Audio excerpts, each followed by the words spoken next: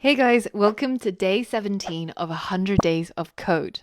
Now today we're going to be focusing on how we actually create the classes that we've been using in yesterday's lessons.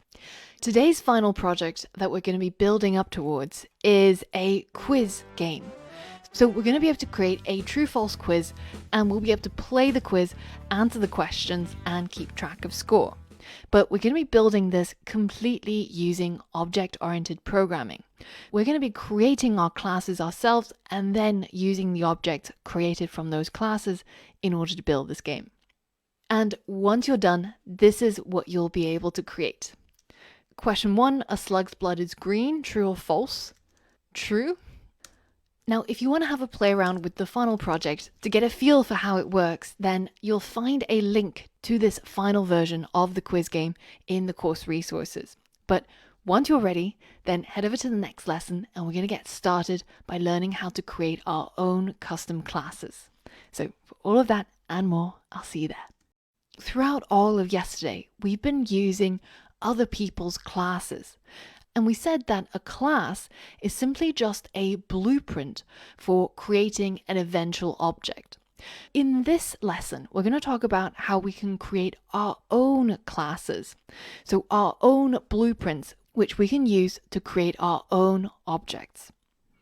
Now, let's go ahead and create our own custom classes in code.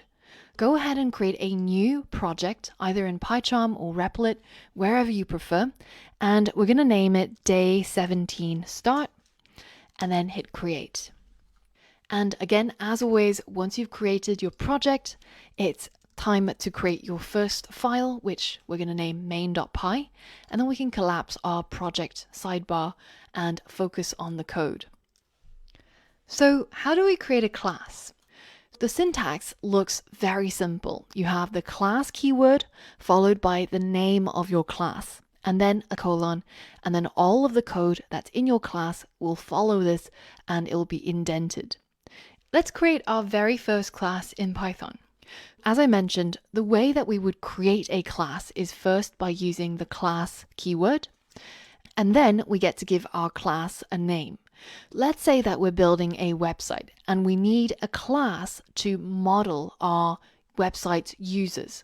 So this class is basically going to be the blueprint to represent what our users have and what they can do on our website. Let's call our class user, and then we finish this declaration with a colon, as usual. And everything else that's going to go inside this class is going to need to be indented after the colon. Let's start out with a completely empty class.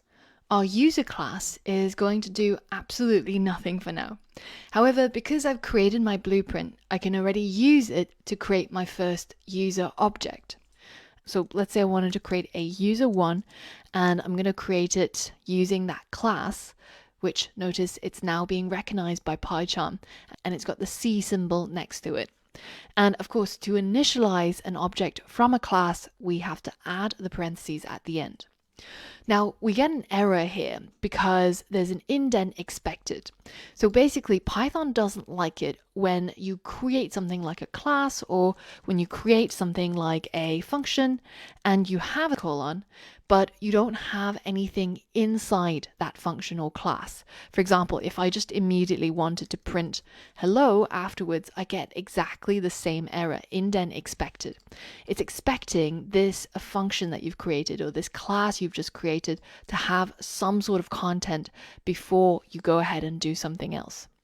So how can we fix this? Well, if we actually really want to leave this function or this class empty, we can use a keyword which is pass. And all it does is it just passes. It says, I don't want to have a go right now, just continue to the next line of code. And this gets rid of our errors both in the function declaration as well as in our class declaration. We've now essentially completed the first step towards creating our custom classes, which is writing the declaration and then building an object called user1 out of that class. And we've also seen how to name classes in Python. Now, the name of the class should have the first letter of every word capitalized. And this particular style of naming in programming is known as Pascal case. So if you think of Blaise Pascal as a person, then we know that everybody's name, every person's name, has the first letter capitalized and also the first letter of their surname or their middle name, and basically every subsequent name capitalized. Now, this is different from another type of casing which you may have come across, which is called camel casing. And camel casing is only different from Pascal case because the first word is lowercase, but every subsequent word has its first letter capitalized in exactly the same way as Pascal case. And finally, we've also come across snake case, where all the words are lowercase, but they're separated by an underscore. In Python programming, you won't see a lot of camel casing. You'll see Pascal case being used for the class names, snake case being used to pretty much name everything else. Now that we've seen how we can create a new class, even if it's a class with nothing inside, and we've seen how we can create a new object from that class by using the same code that we used in yesterday's lessons, the next question is, well, how do we create an attribute for that class? Well, one of the easiest ways of doing this is simply tapping into your object and then adding an attribute. So we could say user1.id equals 001. And we could add as many attributes as we want just by using this method of using the dot notation after the name of the object and then just adding any piece of data we want. So now if I go ahead and print user1.username, you'll see that this attribute now exists in this object. And you can see the value that's held in that attribute being printed in the console. So just a quick reminder, an attribute is a variable that's associated with an object. So it's almost as if we just created a new variable, but in this case, we've attached it to an object. But here's a question though. If we had lots and lots of attributes like this, and every single time we create a new user, let's say we created user2, and we had to do the same thing, create it from the class, and then say user2.id equals 002, and user2.username equals Jack. And this is a little bit prone to error because it's perfectly valid for me to make a typo or change the name of an attribute where I end up with something like this. So is there a way of making this simpler? How can I specify all these starting pieces of information when I create my object from the class? Now, in order to do this, we have to understand something called a constructor, which is a part of the blueprint that allows us to specify what should happen when our object is being constructed. And this is also known in programming as initializing an object. When the object is being initialized, we can set variables or counters to their starting values. In Python, the way that we would create the constructor is by using a special function, which is the init function. And you can tell it's special because it isn't just the def keyword and then the name of the function. It's got 2 underscores either side of the name. And this means that it's a special method that the Python interpreter knows about and knows that it has a special function. Now, what is the special function? Or it's normally used to initialize the attributes. So if inside our class we add this init function, and you can see as soon as I write def and then init, I've already got autofill helping me, so I can just hit enter once it's selected. Now inside this init function is where we initialize or create the starting values for our attributes. Now the important thing to remember is that the init function is going to be called every time you create a new object from this class. For example, if I print, then every time that this construction happens, when we create a new user, then this print statement is going to be triggered. So you can see here this print statement gets triggered, and then we print the user one's username, and then we've got another user being created. Just as a quick reminder, the attributes are the things that the object will have. And they're basically just variables that are associated with the final object. So for example, if you're constructing a car object, then one of those attributes could be the number of seats it has. And normally that's equal to 5. So how do we set these attributes in the constructor? Well, this is what the code would look like. We have our init function. And inside the init function, in addition to this thing called self, which is the actual object that's being created or being initialized, in addition, you can add as many parameters as you wish, and that parameter is going to be passed in when an object gets constructed from this class.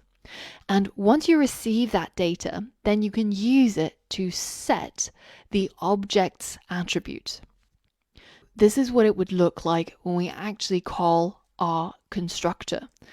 We know that we can create an object by calling the name of the class and then adding the parentheses. But if inside our init function we have some additional parameters, then we can also pass in data to those parameters, which will be used to set the attributes for that object. So in this case, once this line of code has completed, then mycar.seats is going to be equal to 5. And this is exactly the same as if we created our mycar object first, and then we said mycar.seats equals 5. It's completely the same. But it does make it a lot quicker when you're creating a lot of objects that need all the same attributes. Let's see how we would do it here. We've got our init function already declared. So if we wanted to pass over a user ID when we construct our objects, we can add that as a parameter. And then inside the init, we can say self.id. So self.id is going to be the attribute that's associated with this class.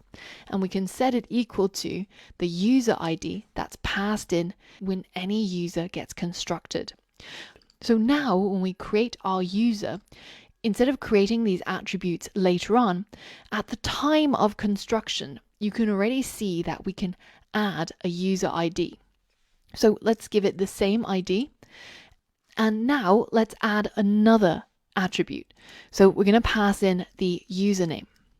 And I'm going to set the attribute self.username equal the username that's passed in.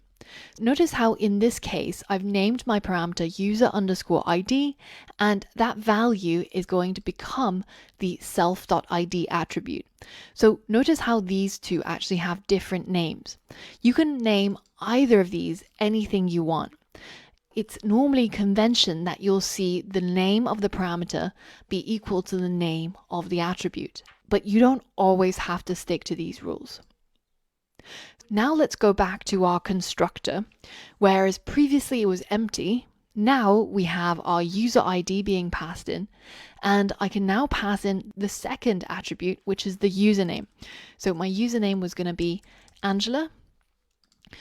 And now we've created a new user, which is user_1, from this user class, and we're initializing it with these starting values, where the first value is going to become the user ID, which is going to be the self.id, and the second value is going to become the self.username. So now if I wanted to print the user1's username, then I can simply write user1.username in exactly the same way as before, or if I wanted the ID, it would be user1.id. So now let's comment out the rest of the code and hit run. And you can see we've got the user ID being printed here. Now remember that when you add parameters to the constructor, which is the init function, you're now saying that whenever a new object is being constructed from this class, it must provide these two pieces of data. If we uncomment this and you try to run it, you'll see you get an error. And it says that on line 12, This user is being created from the user class. But according to the init, we're actually missing two required arguments, user ID and username.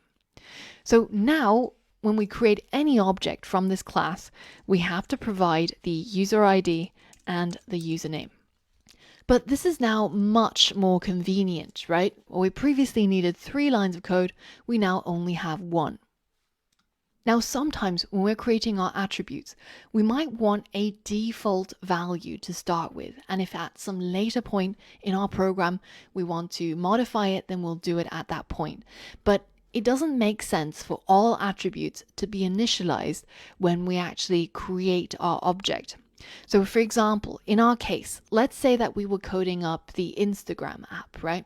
Well, each of the Instagram users, they would have an ID, they would have a username, and they would probably have a follower count. So they might have something like self.followers.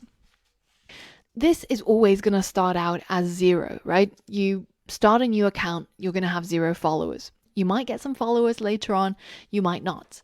But it doesn't make sense for followers to be something that we have to provide whenever we construct a new object. It seems very wasteful to have to always write 0 when you construct any object from this class. So in Python, we can also provide a default value, just as I've done here. Instead of setting it equal to one of the parameters that's being passed in when this class is being initialized, instead I'm just setting it to a value, which is 0. Let's get rid of that from the initializer because we now have a default value of 0. And if I go ahead and print my, let's say, user1.follower attribute, and I hit run, then you can see it's 0 because all objects being created from this class will have a follower attribute that's set out to 0 to begin with. In addition to creating attributes, we know that we can also create methods. The attributes are the things that the object has, and the methods are the things that the object does. Let's say that we were creating the car class and we've already created the seats attribute. Well, later on, we might decide that we want to call a method to change that seat attribute's value. So for example, I've been watching a lot of truck racing recently.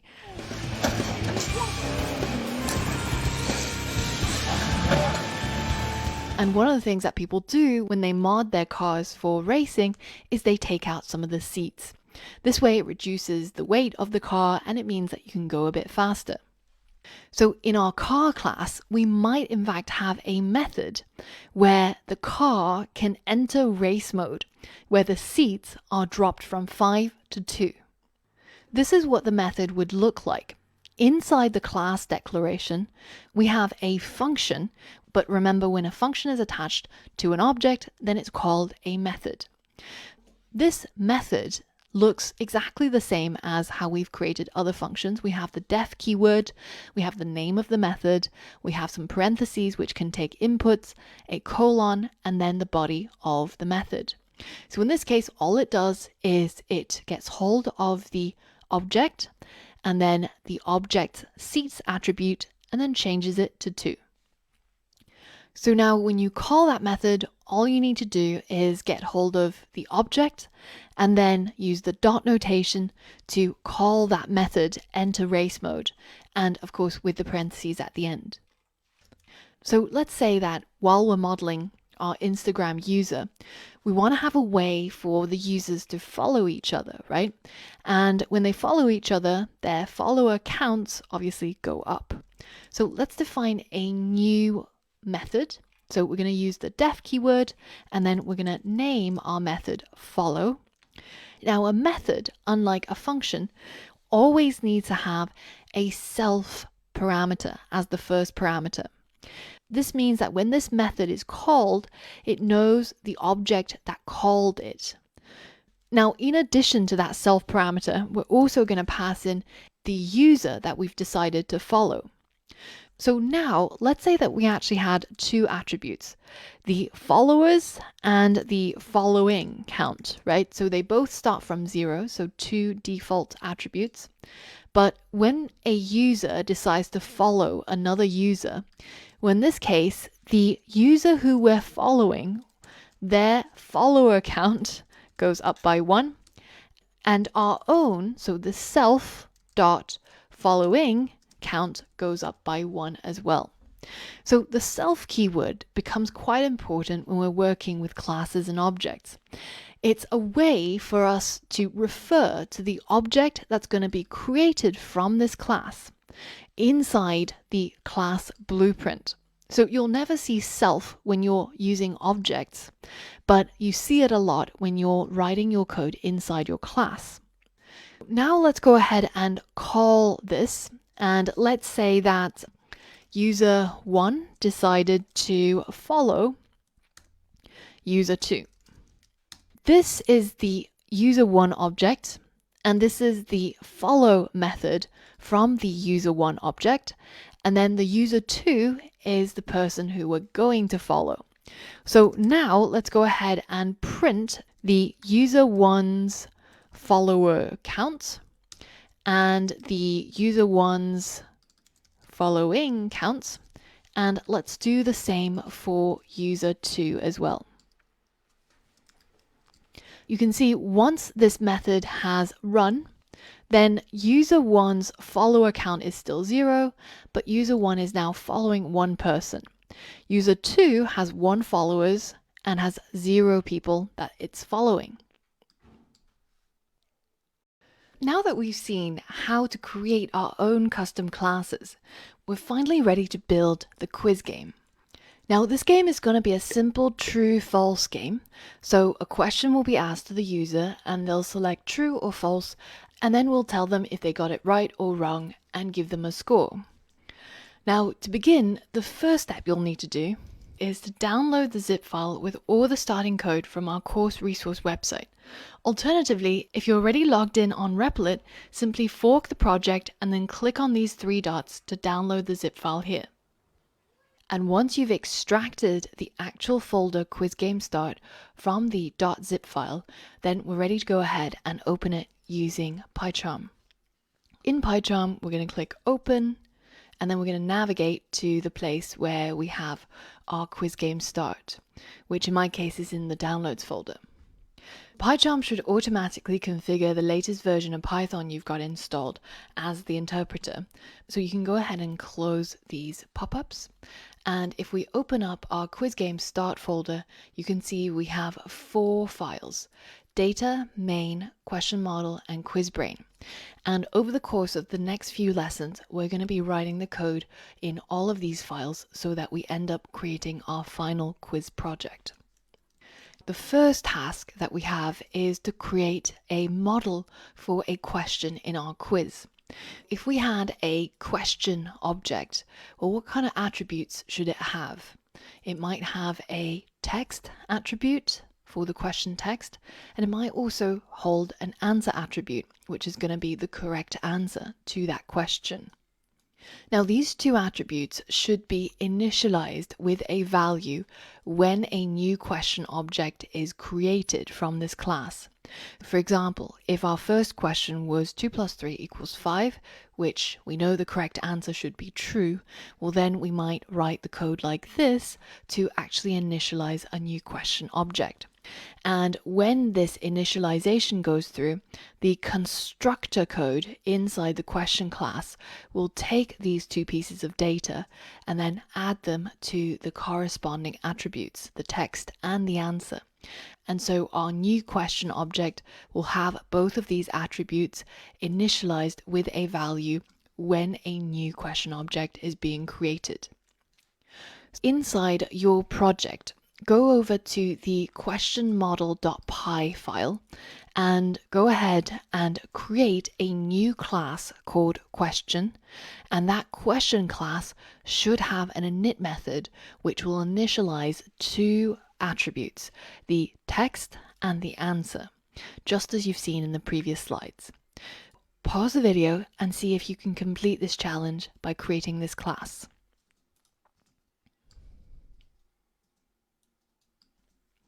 All right, so we know that to create a class, we first have to use the class keyword. And then in our case, the name of the class is going to be called question because we're modeling what a question would be like in our game. We know that each of these questions have two attributes, a self.text and a self.answer. And those two attributes are going to be initialized when we create a new question object. So we need the init function in here. And we're pretty much going to use the autofill. So once you write def and then you write init, you can see it in the drop-down list and then just hit enter and the code will be inserted automatically. This way you don't have to remember the exact order of the parentheses or where to put the colon, etc., etc. Now inside the init function, we're going to set up two attributes, as we said. One is going to be called text and one is going to be called answer. And if we want to create an attribute, we have to use this syntax, self dot, and then the name of the attribute. Because eventually when we create a new object from this class, say a new question object, then we're going to be passing in these two items, a piece of text, which is going to be the question, and then either true or false as the answer. And then later on, if we wanted to access the text, then we would say new question dot text. Now, of course, at the moment, these are all yellowed out because it seems to have no effect. There's no way of receiving a value for each of these attributes. And to do that, we have to add some inputs inside the init function. So let's just call it qtext and qanswer.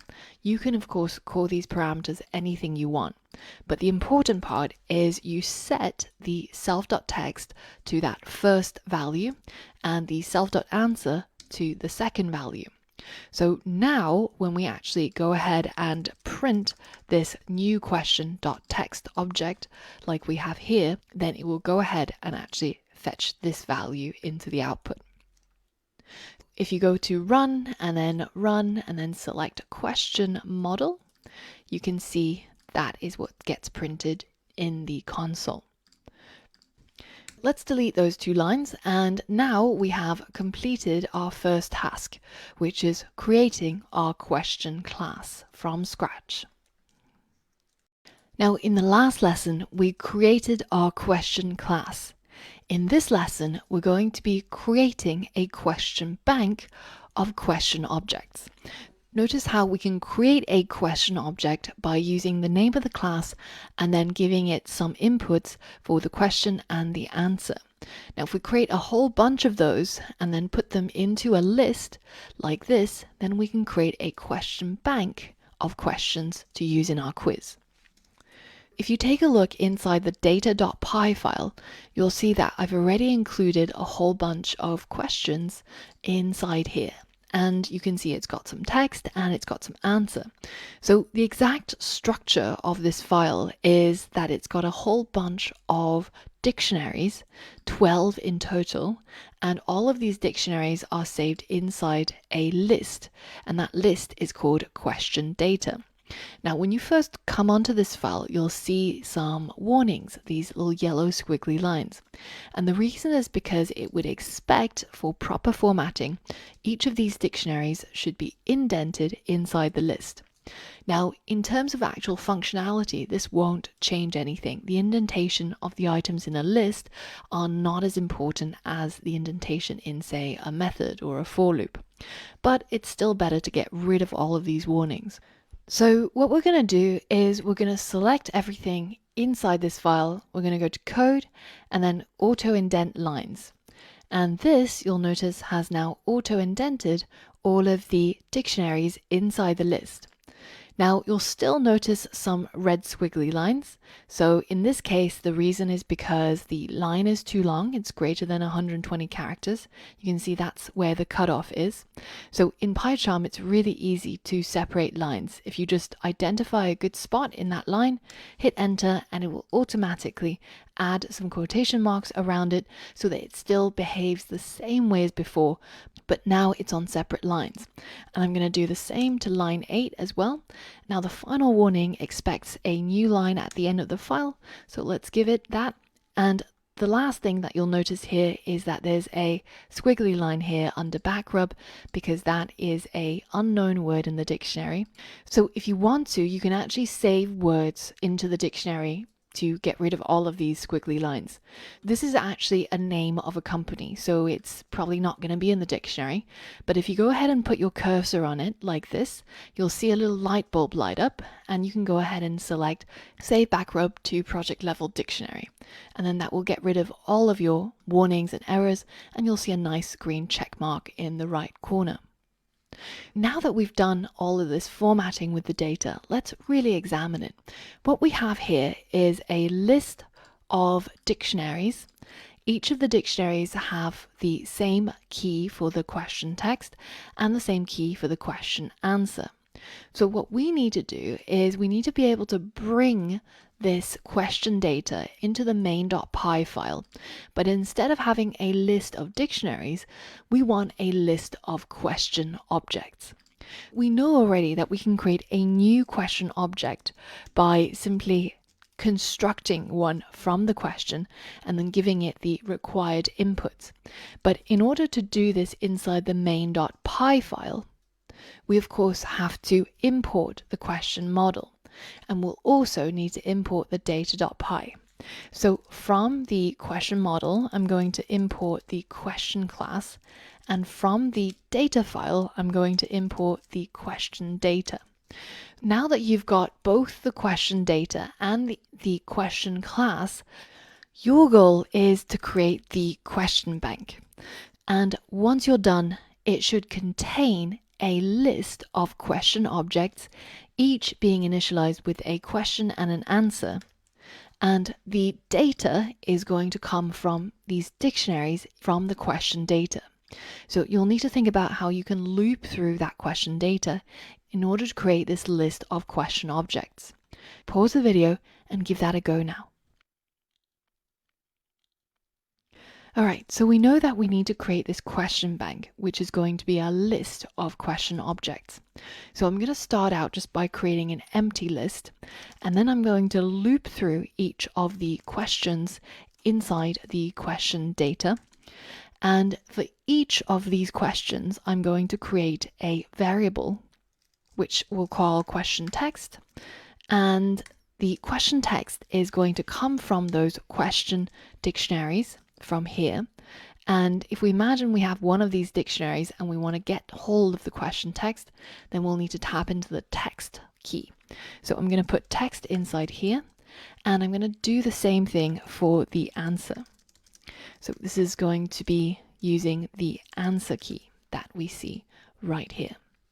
So now if we're looping through the first one, we should have a slug's blood is green and true for these two variables. So now I'm ready to create my new question, which is going to be created from the question class. And you can see that in the constructor, it's expecting two parameters. One is the question text, and another is the question answer. We can set the question text to this local variable called question text, and we can set the answer to the question answer. And of course, for simplicity's sake, we can also get rid of the named parameters and have them just as positional parameters like this. So now that we've created this new question object and saved it in the variable new question, we're ready to add it into our question bank. So we can say question bank.append, and we'll append each of these new questions that we create in the for loop. So now if I go ahead and print this question bank, you'll see that when I hit run and select my main file, then it prints out a list denoted by the square brackets, and inside the list you've got a whole bunch of question objects.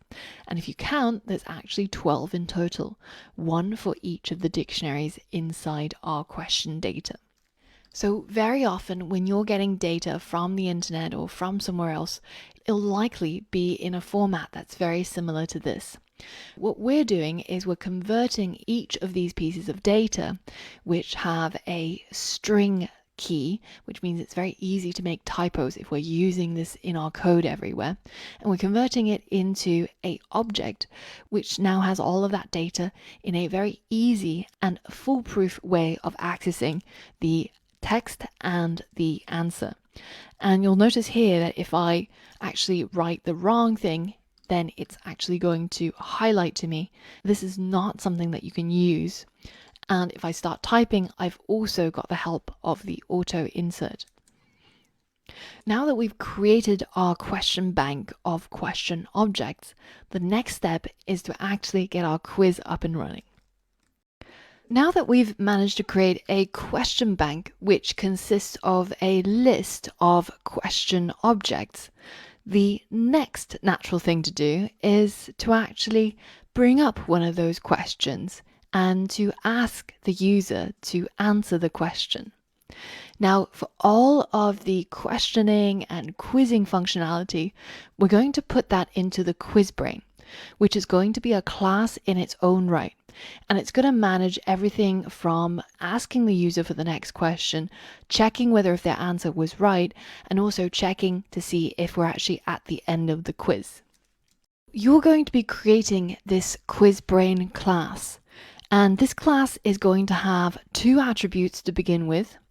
A question number, which is going to have a default value of 0, because all our quizzes will start from the first question.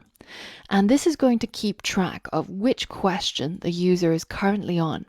We're going to use that number to go through the list of questions, which will be passed over to this quiz brain object when it gets initialized. And then you're going to have a method which is called next question, which will pull up the question from that list depending on which current question number we're on. If you take a look at the final version of the quiz game, you can see that it displays the question number, Q dot, and then that number, and then it displays the question text, and then it asks the user for an input, true or false. This is what we're going to be focusing on in this lesson.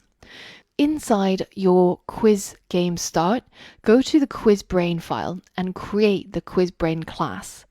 Add those two attributes. One is the question number, which starts out with a default value, and the other is the question list, which is going to be initialized when you create a new quiz brain. And we're going to be passing over this question bank here into this question list when we initialize a new quiz brain. Pause the video and see if you can complete this challenge. Alright, so let's start off by creating our new class, which is going to be called QuizBrain. And inside this class, we'll need to initialize some of those attributes. So I'm going to create the init method. Inside the init method, I'm going to create that first attribute, which was called question number. And I said we would set it to have a default value of 0. So this means every time we create a new QuizBrain object from this class, it's already going to have an attribute called question number that's set to 0. Now, the next attribute is called question list. And this is not going to have a default value. Instead, it's going to get it as a value passed over. So let's put that as a question list here and set it equal to question list. So what's going to happen is inside our main.py file, we're going to be initializing that QuizBrain, and the value that we're going to put in there as the question list is going to be the question bank. This way, we'll receive the question bank and it will be inside this question list attribute. Now, I have another challenge for you. Create a method called nextQuestion inside the QuizBrain. This method needs to retrieve the item at the current question number from the question list. And once you have this item, use the input function to show the user the question text and ask for the user's answer. Pause the video and give this a go.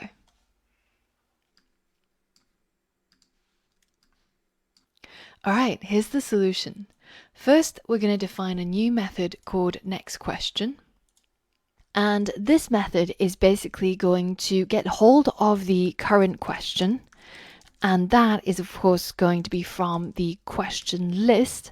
And then we're going to tap into that list and get hold of the item at the current question number. So for example, question number is going to start out being 0. And so it's going to go into this list, which is basically going to be our list of questions from our main.py, so our question bank. And remember, each of the items inside that list is a question object. And question objects have text attributes and answer attributes. So in addition to getting hold of the current question, we can then get hold of the current question text by taking the current question and then just simply writing dot text to get the value that's saved in that attribute. We're going to use an input to ask the user for what their answer is to this question. This is going to be an F string because we're going to be inserting the current question dot text. And at the very beginning, if you remember, we also have the question dot and then the number and then a colon. So that will be the self.question number. And then we've got our colon, and then it's going to be the question text. And then we're going to ask the user for a input, true or false. And that's it. That completes the challenge. Now, all that's left is to show the very first question to the user and run our code. Let's go back to the main.py and import the QuizBrain class. So we're going to say from the QuizBrain file, import the QuizBrain class. And once we've created our question bank, then the next thing to do is to create our new quiz. So this is going to be a new QuizBrain object. And when we initialize it, we have to pass in a list of questions. And that is, of course, going to be the question bank. So now that we've got our quiz up and running, then we can say quiz object dot next question. Let's go ahead and run this main.py file. And you can see we get our question text being displayed, true or false being asked, but our question number starts from 0. And that is, of course, because we need 0 here in order to get hold of the first question from the list. And that's why this has a default value of 0. But by the time we reach this input, it would be really good if this actually read 1 instead of 0. So one way we could do this is we could do this plus 1, but remembering that we actually need to increase the question number every single time we call next question anyways, then once we've gotten hold of the current question, we can actually tap into that self.question number and increase it by 1. This will have the same effect, and if you look at it now, we've got the right question number being shown here, the right text being shown, and then we can insert true or false. Now at this stage, our program is just going to exit. In the next lesson, we're going to have to work out a way for our questions to keep being asked, and we'll need to write some more code for that to work. In the previous lesson, we managed to get our QuizBrain up and running and to start asking the user for their answer. But currently, there's no way for our program to continue to the next question once the user has typed an input. However, if we take a look at the final version of the quiz game, you can see once the user's typed an input, it then goes to the next question and shows them the question number 2 and the question text for that second question. How can we create that functionality to work with our QuizBrain? Well, if we could create another method called still has questions, well then inside our main.py we could probably create a while loop, and the while loop checks if the quiz still has questions remaining. Well then in that case we're going to keep going to the next question. So how do we create this functionality, and how do we create it inside the QuizBrain? Your job is to create a new method here, which is going to be called still has questions. And this is going to return a Boolean, either true or false. And depending on that Boolean, we can get our while loop to keep working and keep running and looping, or we're going to get the loop to stop once the quiz has run out of questions. Here's the behavior that you're looking for by the end of the challenge. The while loop should continue serving up the next question to the user until we reach the end of the quiz. Have a think about how the question number and the length of the question list relate to each other and see if you can complete this challenge. All right, so we know that we can get the length of our question list by using the len function. Currently, in our current version of the question bank, we have 12 questions in total. So the length is going to be 12. Now we want our loop to keep going until we've reached the number of questions in our list. What we could do is we could check to see if the self.question number is less than the length.self-question list. In that case, we'll return true, but otherwise we'll return false. Remember that this question number gets increased every time we show the user the next question. It starts out being 0, and then it goes immediately to 1, and then we get to the end of the next question function, and we get to our while loop. So in our while loop, we can check to see if the quiz still has questions, and if this is true, then go to the next question, but if it's false, then exit the loop, and we're at the end of the game. Back inside our quiz brain, we can actually simplify this method even more, because we know that this is going to be evaluated by the computer and it's going to be either true or false. If it's true, then it goes into this block, and if it's false, then it goes into the else block. We can actually save ourselves all of this effort by simply just returning this expression. Now what it's going to do is, let's say that A is equal to 5 and B is equal to 3. And if we were to return 5 is greater than 3, then this is basically the same as this expression, which gets evaluated by the computer. And when this code runs, it's going to be either true or it's going to be false. So that value is then going to be straight away returned by this method back into this while loop to see if we should continue going to the next question or not. So let's run this file, and you can see it asks me the first question, and then it's going to go to the next question, and then it's going to basically keep going until it gets to the end of the list of questions, and then it ends our entire program.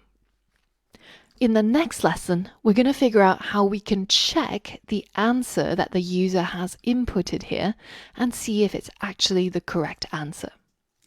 Currently, when we run our code, you can see that while we can input our answer, our code doesn't actually really care because it's not checking to see if it's right or wrong.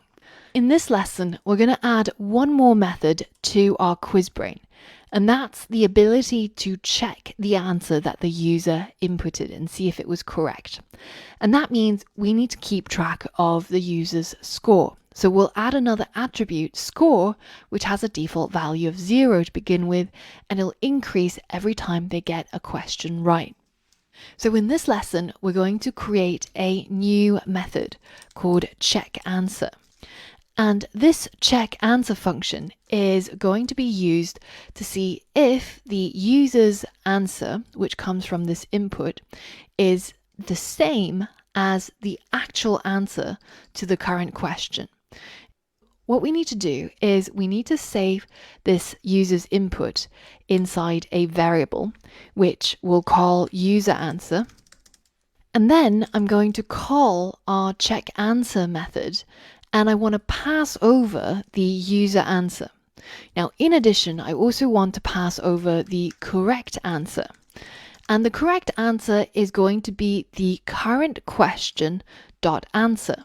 So let's replace that with current question dot answer. Because we know that current question is a question object, which has a text attribute and an answer attribute. And once we've passed over the user's answer and the correct answer, then we can receive it inside our check answer function as a parameter. So we'll call this user answer, and the second one we'll call the correct answer.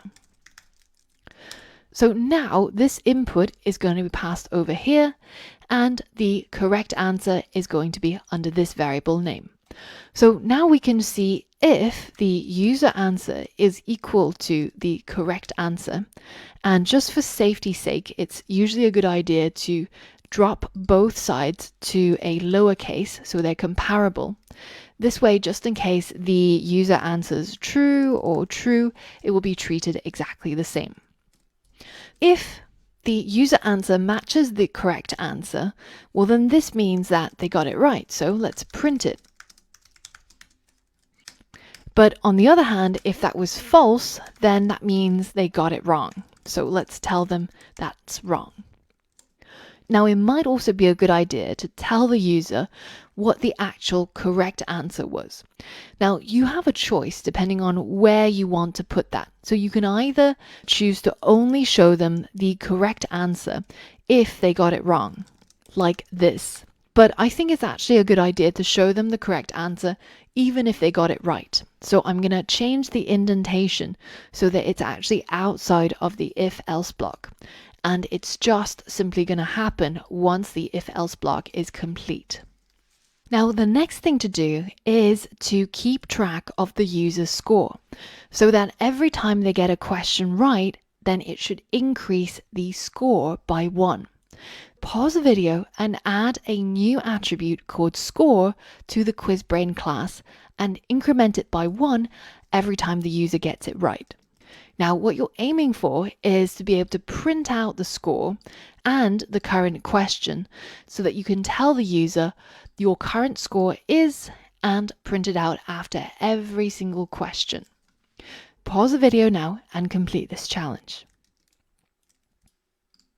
All right, so let's go ahead and create our new score attribute, which is again going to have a default starting value of 0.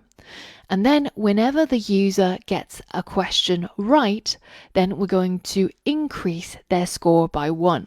So we'll tap into that score attribute and then increase it by 1. Now we've got our score being tracked, then we want to be able to print out what the user's current score is.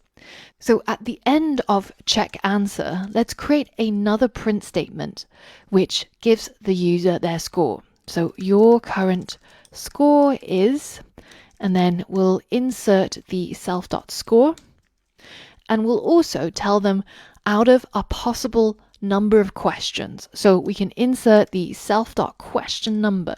So this means that they've completed 5 questions so far where they've had 5 chances to get things right. Then we can show them that they got however many right out of those 5. So maybe they got 3 out of 5 right, or maybe they got 5 out of 5 right. And now if we run our code, we can see that print statement in action. So it tells me that I got it right, and then the correct answer was true, and that my current score is 1 out of 1.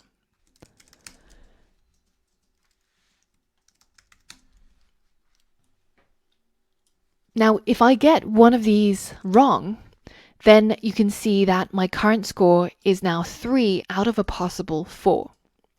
And it tells the user that they've missed out on 1 point. It'd be nice to add a little bit of space in between each of the questions. I want to be able to see all the questions that I've done so far, so I don't want to clear the screen, but I want to be able to add a new line here.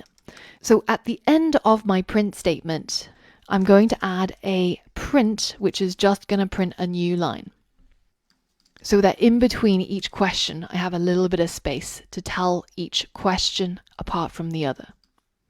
The final thing I need to do is to tell the user their final score once the entire quiz is finished. And we want to be able to print something like, you've completed the the quiz. And then we'll print out something like your final score was, and then we'll give them their final score. So maybe they got 10 out of 12, correct? And this way they can see what their final outcome was. So have a think about how you might be able to print these two lines here and how you can get hold of the question number and the user's score to print inside our main.py. So pause the video and complete this challenge. All right, so the first line is very easy to print. All we need to do is wrap a print statement around it. The second line is a little bit more tricky because we'll need to have an F string. So we want this second value to be the total number of questions in the question bank. Or it could be the current question number that the user is on. You can do either. You can either say question bank and wrap a length function around it, like this, which will give you the total number of questions, because we're at the end of the quiz now. Alternatively, you can also tap into the quiz object and get the question number when the quiz ended. And similarly with the score, you can say quiz.score. So now, once the quiz has completed, you can see our print statements. You've completed the quiz and your final score was 0 out of 12 because I was just button mashing and I didn't get any questions right. So I'm sure you've had a few goes with your quiz now and you've answered all the questions and you know all the correct answers.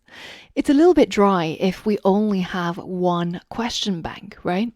Wouldn't it be nice to be able to switch out the question data with some new questions?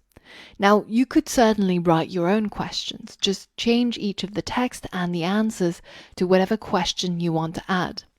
An alternative, though, is to use the Open Trivia database, which is a free-to-use, user-contributed trivia question database, and it has over 3,000 verified questions to pick from.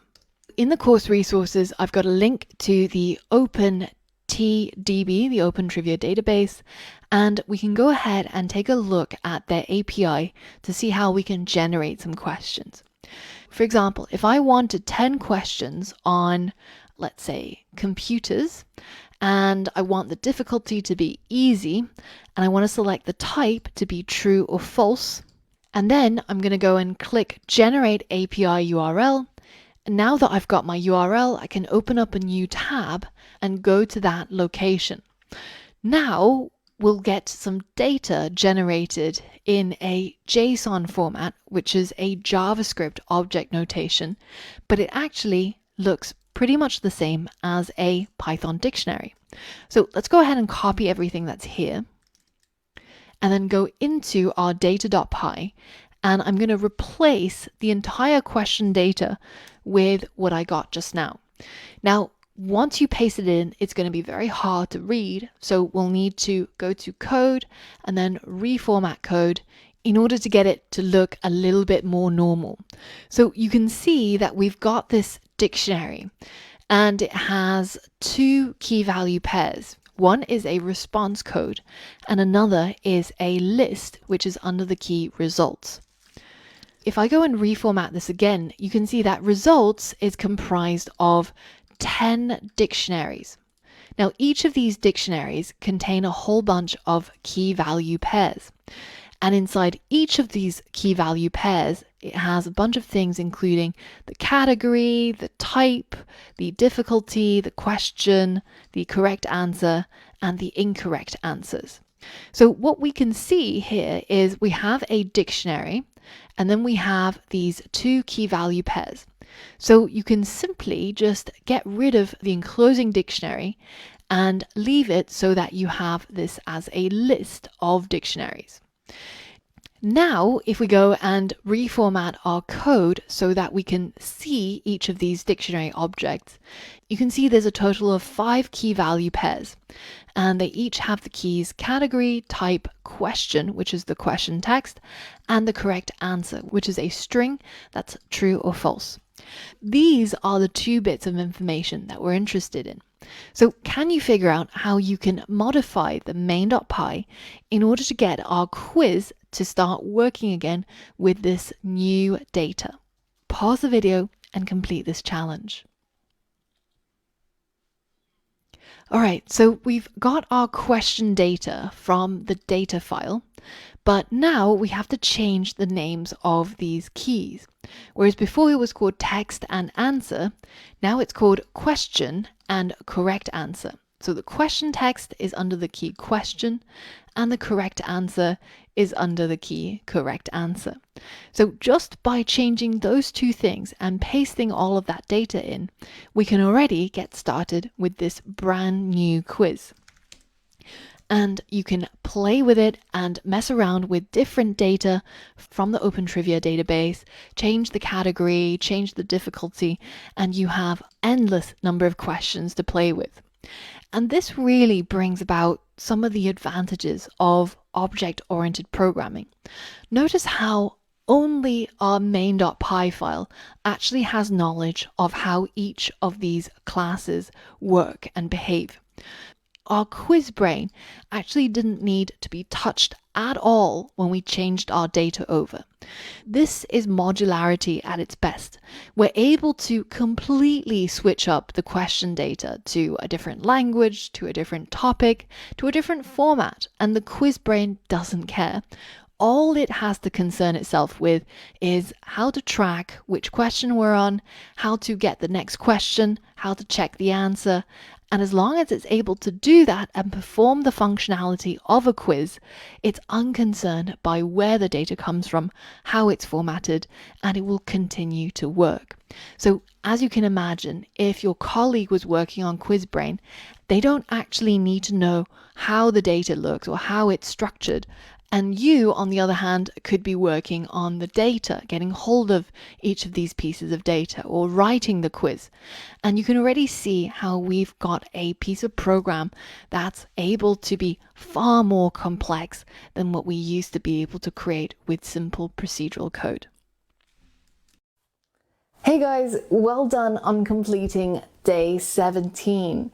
You are doing amazingly well, and I'm so proud of you. If nobody else ever tells you this, I'm telling it to you right now. You're on day 17, and that's amazing. So one of the things that we have to always bear in mind is that you gotta just keep trying. You know, one of the things I used to do when I used to go to school is I had to run for the bus to get the bus, and it would take me 30 minutes to get to school. And very often I would be in this situation where I can see the bus coming and I feel like there's a chance that I might make it or I might not. And the strength of character that you have to build is to run for that bus, even if you don't know if you're going to make it. And sometimes, you know, you run so hard, you're sweating, you can't breathe, your lungs feel like it's going to explode, and the bus leaves without you. But that's okay, because you tried. So this is what I'm trying to say. Run for that bus, even if you don't make it, because 50% of the time you will. If you keep trying, I believe that you'll succeed. So just keep going.